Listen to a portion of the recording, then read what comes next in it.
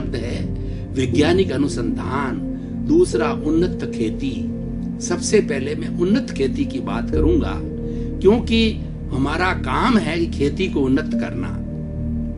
मैं आपको पुरानी हिस्ट्री बताऊं तो जब कृषि युग आया तो उस युग के अंदर जो कृषि करने वाले हमारे अन्नदाता किसान लोग हुआ करते थे, वो बैलों के माध्यम से, ऊंट के माध्यम से, अन्य पशुओं के माध्यम से जो है पीछे जो हल लगा करके और हल के ऊपर जो है बीज डाल करके और एक एक बीज गिरता जाता था और नीचे जो उसका प्लो होता था जो कि तीखा होता था, उसके द्वारा जो है वो जमीन का जो है वो लेवलिंग होती जाती थी और वो बीज गिरते जाते थे।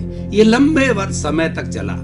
उसके बाद में ट्रैक्टर का युग आया तो ट्रैक्टर में एक ही जगह कई हल लगा दिए गए, 5, 7, 10, 15, और हर एक के अंदर बीज डालने लगे तो वो एक साथ जो है वो जमीन के अंदर 10-10, 12-12 लाइनें होती थी और उसके अंदर बीज पड़ते थे। ये काम जो है और तीव्र गति से होने लग गया।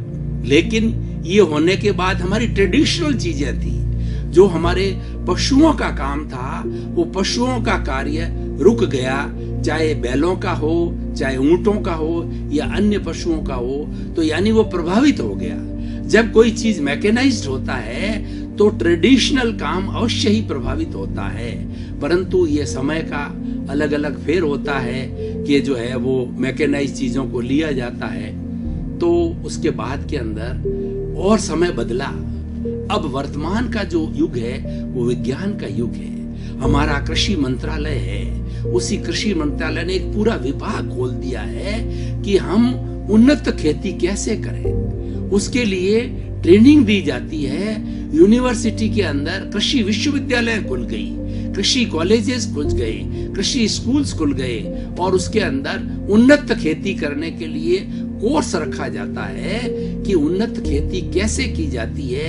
बीज के संबंधी हो, चाहे हल चलाने के संबंधी हो, चाहे जमीन के अंदर मृदा यानी उसको जो उपजाऊ बनाने के संबंधी हो, जलवायु से संबंधित हो, टाइमिंग के संबंधी हो, सारी बातों के लिए सिखाया जाता है।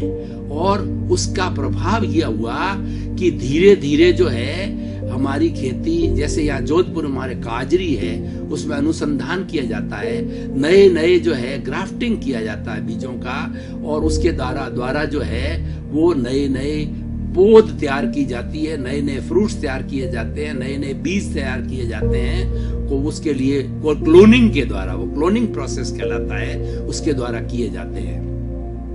तो भाई और बहनों, दर्शकगण, श्रोतागण, जैसा कि आज का हमारा विषय है कि वैज्ञानिक अनुसंधान इतना बढ़ गया है। सबसे पहले हम एक एक चीज की बात करें। वैज्ञानिक अनुसंधान में सबसे पहला आता है खेत, हमारा जमीन का उपजाऊपन। तो जो सॉइल होती है, उस सॉइल की जो फर्टिलिटी, उसके उपजाऊपन को नापा जाता है और उसको उपजाऊपन जो है बढ़ाने के लिए उसके अंदर क्या चीजों का मिश्रण किया जाता है और यूरिया वगैरह कई चीजें डाली जाती है। हालांकि ये सब चीजें प्राकृतिक है, लेकिन हमारा ट्रेडिशनल हुआ करता था जिसके अंदर की गोबर डाला जाता था, जो है वो गाय का गोबर और उसके बाद के अंदर जो है बकरी का जो है मेंगनी वगैरह ये डाल करके वो उत्तम खाद होती थी। और उसका जो बना हुआ जो हमारा भोजन होता था, हमारा अनाज होता था, अन्न होता था, सब्जी होती थी, फ्रूट होता था, वो बहुत ही ऊंचे दर्जे का होता था, स्वास्थ्यवर्धक होता था। लेकिन क्योंकि पॉपुलेशन बढ़ गया है और विज्ञान आ गया है, इसलिए इसको रोका नहीं जा रहा है। तो पहली बात तो हो गई कि हमारी जो जमीन है उसका उपजाऊपन। दूसरी बात हो गया पर्यावरण, कौन सी चीज किस समय में बोनी चाहिए, किस महीने के अंदर बोनी चाहिए, वर्षा के समय बोनी चाहिए, सर्दी के समय बोना चाहिए, गर्मी के समय बोना चाहिए, उसके बारे के अंदर सारा अलग अलग रब्बी और खरीफ फसल के बारे में बताया जाता है। और तीसरा जो है पानी, मतलब फसल को कितना हम इरिगेशन करते हैं, नहर से इरिगेशन होता है और हमारे कुओं से इरिगेशन होता है और आजकल जो स्प्रिंकलर से होता है, ड्रिप इरिगेशन होती है तो कई तरह के साधन आ गए। ड्रिप इरिगेशन भी एक वैज्ञानिक अनुसंधान है कि जो ड्रिप्स गिरती है वो पानी जो एक पौधे के ऊपर थोड़ी थोड़ी मात्रा में पड़ता है, लेकिन पुराने जमाने में जब किसान पानी देता था तो सारा पानी जो जड़ों के अंदर चला जाता था और कई बार एक जगह ज्यादा पानी जाने से वो जड़ें सड़ जाया करती थी। लेकिन स्प्रिंकलर सिस्टम से जो है, ड्रिप इरिगेशन से जो है वो थोड़ा थोड़ा पानी सब जगह अनुकूल मात्रा के अंदर पड़ता है। और आजकल तो बड़े बड़े जो है देशों के अंदर, अमेरिका जैसे देशों में सब चीज कंप्यूटराइज्ड हो गई है।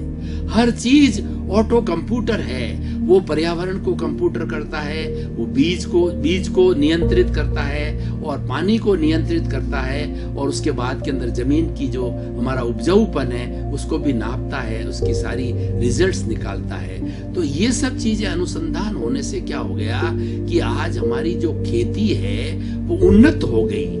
यानी कि जो परसेंटेज प्रोडक्शन है, जो पहले पर बीघा या पर जो है वो एकड़ जो हमारा प्रोडक्शन आता था उससे कई गुना बढ़ गया है। ये फायदा हो गया है और उस फायदे से आजकल जैसा कि पहले हमारे ट्रेडिशनल सोर्सेस से किसानों की दुर्दशा होती थी और किसान लोग सुसाइड तक करते थे, लेकिन उन्नत खेती वैज्ञानिक अनुसंधान के आ जाने के बाद के अंदर काफी रिलीफ मिलता है।